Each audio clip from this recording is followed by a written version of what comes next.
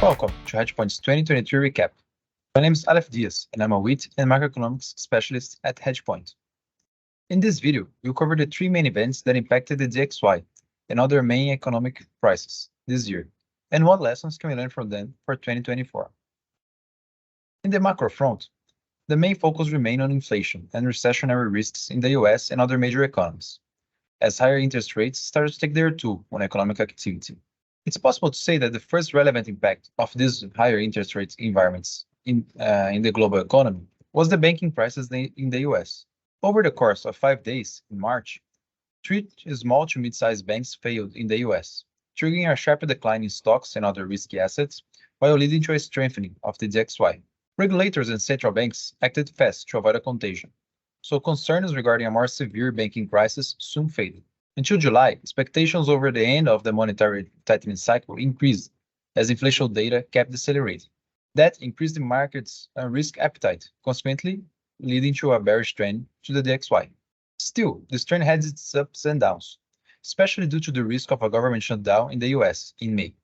Nonetheless, everything changed from July onwards, as inflation picked up again in the US and other major economies.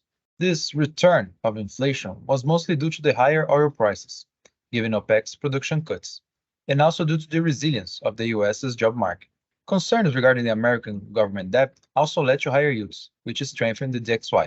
As inflation returned to a more positive trend in October, activity data shows signs of a cooling off, and FONC members became more dovish.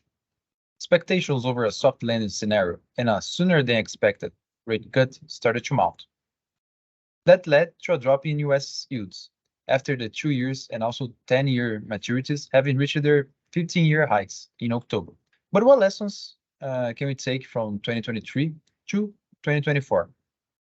Once again, cautious is the name of the game.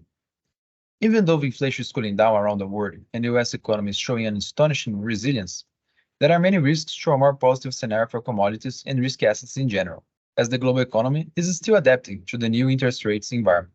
Firstly, a recession in the US is not totally out of question, especially when we look at current trends and historical relations in the job market. Secondly, the European Union and China are decelerating, with increasingly chances of a recession in the European bloc. Last but not least, US's fiscal situation will likely remain an attention point for the market, as the debt-to-GDP ratio is on a rise, and the election may fuel discussions around this topic. That will likely reduce room for the drop in US's bond yields. Thanks for watching our Macro 2023 recap, and stay tuned for more updates and analysis.